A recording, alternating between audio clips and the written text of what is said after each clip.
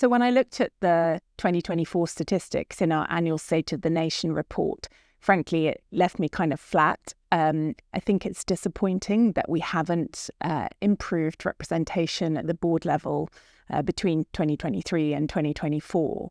On the other hand, it is positive to see the numbers going up in terms of the leadership pipeline, moving from 31 to 34%.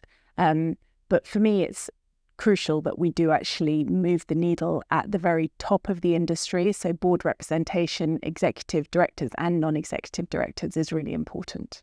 We've made huge progress over the last decade. We've seen roughly a tripling of women on boards of energy companies. However, we've seen in the most recent data that we've actually stalled at just under 30%. And to me, there's a lot we need to do to continue to grow and maintain that momentum. I think a huge focus needs to be around middle management, so we have a continual pipeline of female talent coming through. I think the most shocking stat for me was that 20% of companies still don't have any females on their boards. And I think in 2024, we shouldn't be in that position. I struggle to believe that it is hard to find a suitable woman to come and sit on your board. The next sort of decade in the energy industry here in the UK is a transformational decade. We're dealing with an energy transition. We're dealing with trying to do that in an affordable way and also trying to keep energy security in the country. Those are big challenges, and we need to be able to pull on the absolute biggest pool of talent that we can to meet those challenges. And so having an energy industry that's attractive, where people want to come and work in it, come and join us, it's crucial for success. And diversity and inclusive culture is a huge part of being that sort of employer of choice for tomorrow's talent. In order to deliver the energy transition, we need to engage with consumers. Consumers need to be at the heart of this transition. They need to change their behaviours, how they use, produce and consume energy.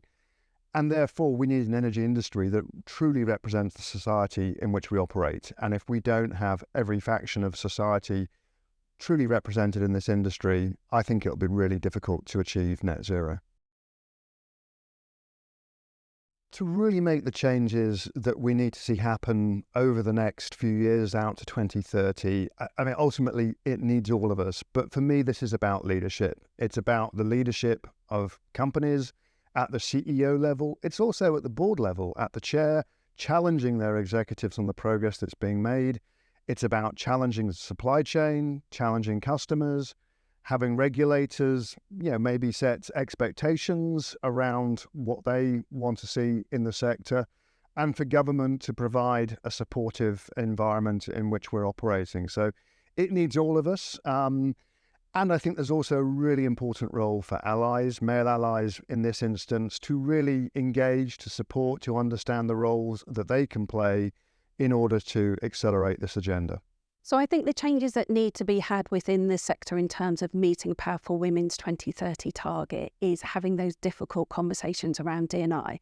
I think the sector's been really great in achieving the low-hanging fruit around improving D&I within their companies and creating inclusive company cultures. But there's still more to be done. For example, in our Cultivating Female Talent report, there is a graph in there that looks at various flexible working policies. One of them was about the awareness of flexible working policies within your company. There was an 83% awareness. But then if you look at the take-up rate against that flexible working policy, it was only 17%.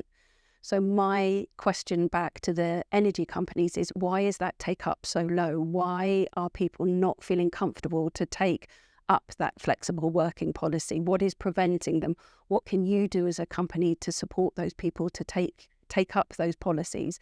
And if you are truly being an inclusive company, are you actually walking the talk?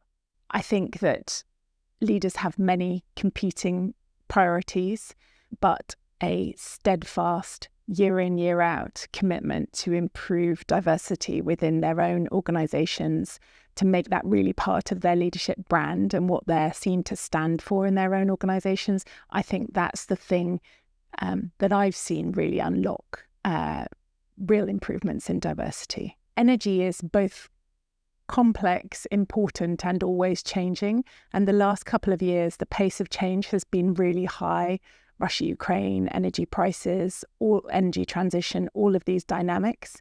And so keeping diversity at the top of people's agenda, I think, frankly, is an ongoing challenge and part of what Powerful Women is all about. The energy sector has never been as important, as interesting, and as exciting as it is now. We need every young person, be it female, male, to join this sector. We need to retain people in the sector and see them progress and have rewarding, exciting careers. Because ultimately, if we're going to deliver this energy transition, we need every capability, every skill, and we need the brightest and the best society has to offer. So first, I'm really impressed, and I continue to be really impressed about how much Powerful Women does.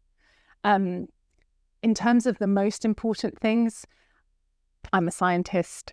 I'm a big believer in data. I do think it's really important that we understand the picture, that we shine a light on the numbers, and that we try and hold the industry to account to improve those numbers and meet reasonable targets, which is what we set. So I think that's a really important cornerstone of what we do.